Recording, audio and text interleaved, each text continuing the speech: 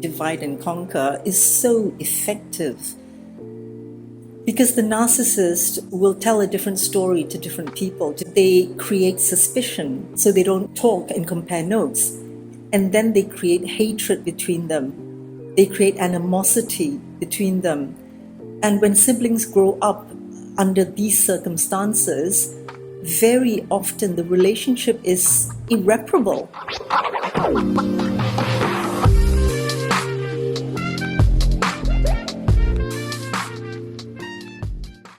What prompted me to do this video is my eldest dog, Russell.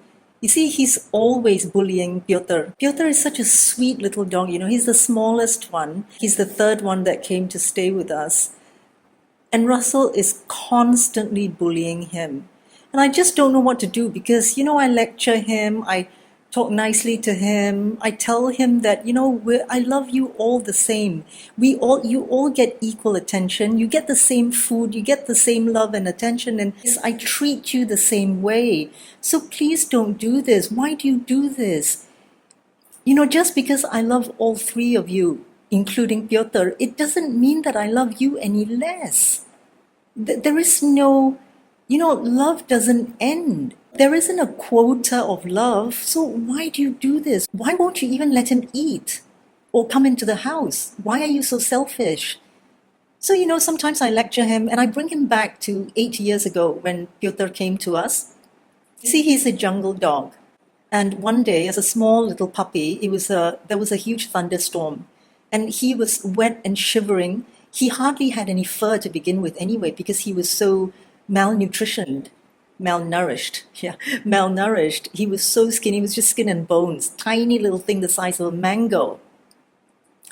And I took him in, settled him in, and the next evening, we went for a walk. And while we were walking, Piotr just ran off somewhere. He ran into the bushes. And he came running back so excitedly with a bird in his mouth. He had caught a bird. And he ran towards Russell, dropped it in front of Russell. He lay down on the ground and folded his front legs, looking at Russell so adoringly. As though saying, hey, I brought you a gift. It's really delicious. Go on, try it. And Russell just looked at him with disgust and such ingratitude for the gift that Piotr had given him. Piotr looked up to him like he was his big brother. And even till today, 8 years later, Piotr is always trying to be friends with him, following him, giving him a high five with his paw. And Russell just ignores him on good days where I thank the Lord he doesn't bully him. But sometimes when he's in a bad mood, he'll just bully him for no reason. So very often when I'm in the kitchen preparing their food, I will then lecture Russell. And I tell him, do you remember that time that he caught a bird for you? That was just such a loving gesture. Why do you torture him? It's very horrible of you. How did I raise such a horrible boy? You're not a horrible boy. You're a lovely boy. So why do you do that? Sometimes I cry when I lecture him because it breaks my heart. I feel it. I feel the pain here when my children don't like each other. And I simply cannot fathom how some parents take joy in watching their children fight each other, watching them hate on each other. And this kind of triangulation, this divide and conquer, is such a perfect strategy for narcissistic parents. They just completely ruin the relationship between siblings that, triangulation it's so effective because they treat each and every person in a different way. They gaslight them differently. They tell them different stories about each other. And they, what's the word for it?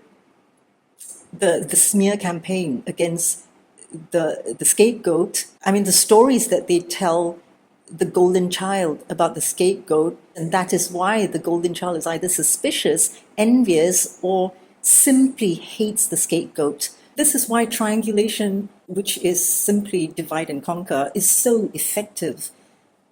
Because the narcissist, or whoever the the abuser is, will tell a different story to different people to triangulate them.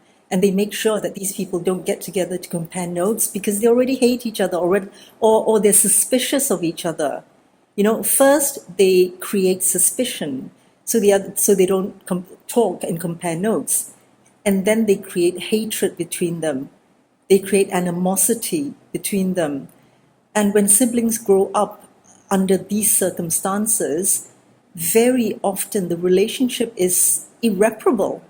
Irreparable because so much time has passed, so many things have happened, and even though the scapegoat does try many, many times, countless times, to talk to the golden child just doesn't want to know. Because the golden child is the weaker of the two. The golden child is the one that's easily manipulated and would listen to every single word the narcissist says. The narcissist is God to them. And this is why no matter how many times a scapegoat tries, it ain't gonna happen. So don't waste your time. It's sad.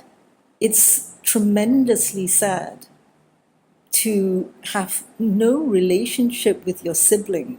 But it's time to accept that it is what it is, and to focus more on good friends instead of flogging a dead horse. Trying to have a relationship with your golden child sibling is flogging a dead horse. I'm sure many of you have tried many, many times over many, many years. Don't bother. Don't bother, just move on. Because the divide and conquer tactics from the narcissist ensures that you guys never get together and talk about it. And the scapegoat, being the truth seeker, is the only one who knows about all this because they bother to find out. They bother to find out the truth. And because they give people the benefit of the doubt, they bother to find out, they bother to do their research so that they can, get together with members of their own family and say, hey, listen, this is what's been happening. But every time they try to do it, they're met with deaf ears or a blind eye, and people just don't want to know. These are the enablers of the narcissist who either don't want to know or they do know, and they profit from this system, from this toxic system. Many people profit from it, except the scapegoat, because the scapegoat will never sell their soul for this. I don't understand. And I'm glad that I don't understand why some parents find so much pleasure in seeing their children fight, in seeing their children hate each other. On the one hand, I'm glad I don't understand. On the other hand, I am curious as to how it makes them so happy. How? It saddens me. I want to know if any of you have had the same experience. If you're a scapegoat, then I'm sure you know what I'm talking about, this triangulation thing between you and your siblings. What's the relationship between you and your golden child sibling? Is there one? How many times did you try, and for how long? And what was their response? Do let me know, because you know what? We're in this together, and we're turning this crap into fertilizer, even if it takes my whole life to do it.